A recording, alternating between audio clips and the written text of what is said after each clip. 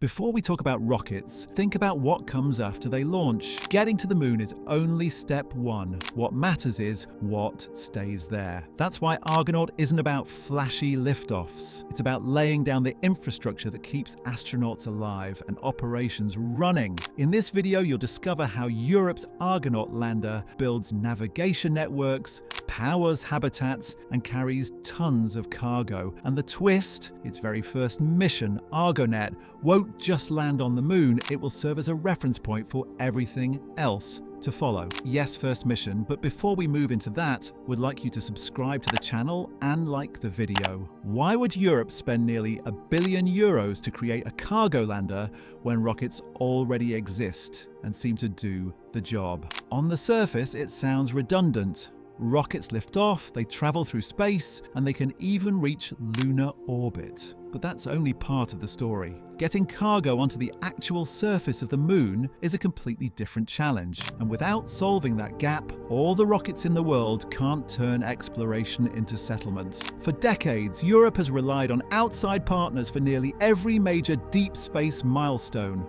The International Space Station runs on European modules, yes, but those modules reached orbit thanks to American rockets and Russian resupply craft. Even today, European astronauts only reach space by traveling on someone else's vehicle. Dependence has worked for cooperation, but it has also left Europe playing a supporting role in programs led by others. Now, with momentum building toward a permanent lunar presence, the risk is falling behind while other nations dictate the pace. It's easy to see why rockets capture more attention. They roar into the sky, shake the ground, and make headlines. Landers, by contrast, operate quietly, far away from public eyes. But rockets alone are like building a runway in the middle of nowhere. You can land planes there, but without terminals, fuel, or support equipment, no airport can function. Cargo delivery is the missing infrastructure, the part that transforms a temporary landing zone into a functioning hub. This is where Argonaut enters the picture. Europe designed Argonaut as a tool for permanent lunar access, not as a passenger seat borrowed from allies. Independence doesn't mean isolation. It means having the option to contribute on equal footing instead of only playing catch-up.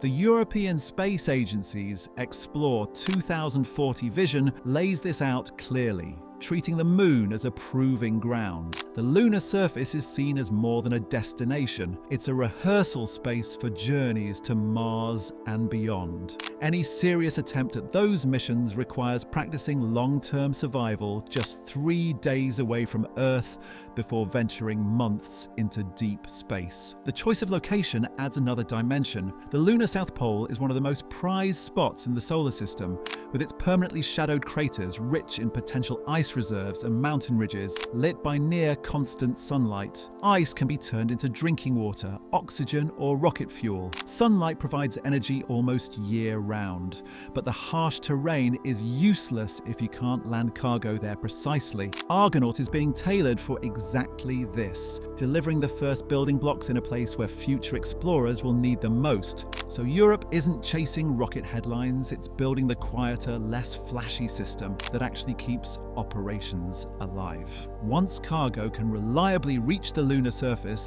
everything else, scientific labs, habitats, power stations, can follow. And that raises a new question. Who exactly is taking responsibility for piecing together such an ambitious machine? When you picture a spacecraft being built, you might imagine one country designing everything under the same roof. But Argonaut breaks that mold. It isn't the product of a single nation. Instead, it's the result of many countries across Europe splitting responsibilities, assigning each critical piece to the place where skills and industries already exist. That's what makes this lander so unusual. It's not just engineering, it's coordination on a continent-wide scale. The company holding the reins is Thales Alenia Space. They're charged with creating the lunar descent element, which is the backbone of the lander. Picture this as the structure that actually allows the vehicle to slow down and touch the surface without toppling or burning out from the harsh descent. Leading such a role sets the tone, but the craft couldn't function without other equally vital parts managed by different partners. That balance is what keeps the project from becoming either too centralized or too fragmented. One of the most interesting contributions comes from OHB, a German company taking on what you could call the brain of the whole vehicle.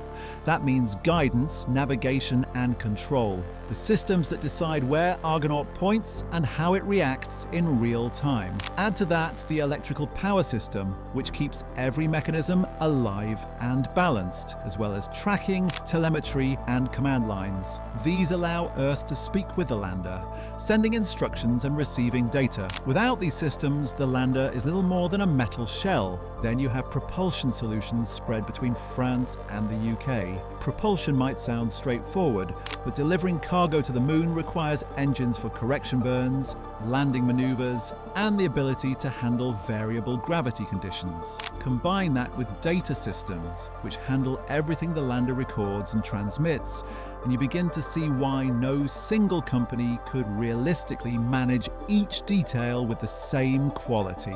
Every component has to function in harmony, since one weak link could threaten the entire mission. The best way to imagine this cooperation is like watching an orchestra tune up. Italy builds the percussion, Germany shapes the strings, France and the UK handle the brass and woodwinds. Each part might sound incomplete on its own, but when they're conducted together with precise timing, the full piece emerges. Argonaut is that performance. An engineering symphony is spread across borders. The scale of the investment reflects the difficulty. The €862 million contract makes this one of the most significant industrial efforts ESA has undertaken in recent memory. Yet, it isn't money thrown at a single project just to check a milestone. Argonaut is designed as a platform, meaning its core can adapt and reshape to support multiple missions in the 2030s and beyond. Once the lander is proven, it can carry different payloads, serve wider purposes,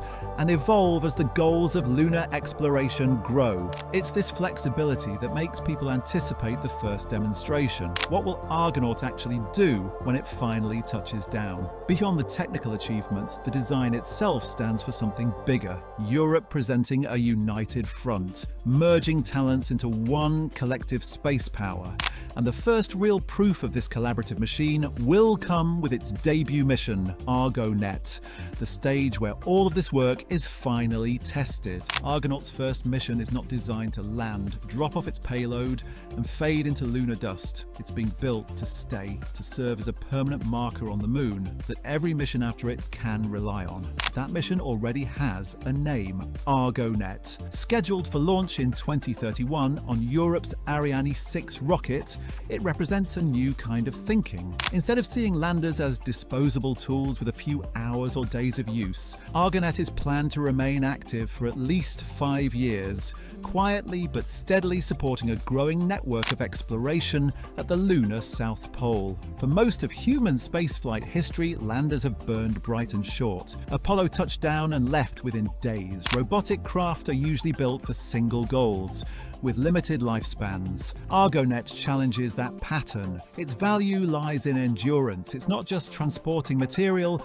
it's laying the foundations for others to come. That means every system on board is engineered as part of a larger framework, rather than a one-off experiment that will eventually be abandoned. Beyond the practical benefits, there's a deeper scientific purpose. Argonaut is planned to function as a selenodetic reference station. On Earth, geodesy has given us incredibly detailed measurements of our planet's shape, rotation, and gravitational field. We use those measurements every time we navigate an airplane route or predict sea level change. For the Moon, no such dense reference system yet exists. Argonaut begins building one, tying in local measurements with a global lunar frame. That project feeds into an even larger goal called Moonlight Navigation Services. Imagine a permanent network of satellites and stations offering continuous coverage across the entire lunar surface. Argonaut is the first node of that vision. By staking it near the South Pole, ESA positions itself at the heart of an area brimming with future traffic. Nations and companies colonies all want access to craters of ice and sunlit ridges. Europe is not merely visiting, it is anchoring part of the infrastructure that others will plug into.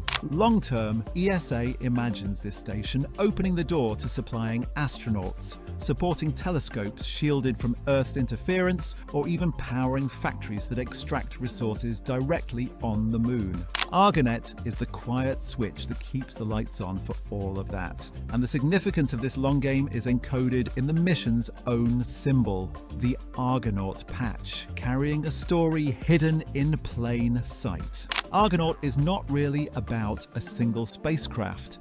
It represents Europe deciding to create a steady presence on the moon, rather than relying on others. Each mission builds another layer of support, from navigation to energy, until living and working there is possible. You're watching the very start of that journey, one that will unfold over decades rather than a single launch.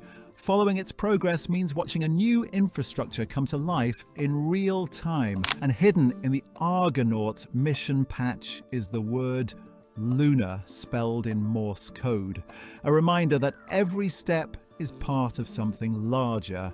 That's it for today's episode. Thanks so much for watching. If you enjoyed it, don't forget to hit that like button and subscribe so you don't miss what's coming next. We've got plenty more mysteries to uncover together. See you in the next one.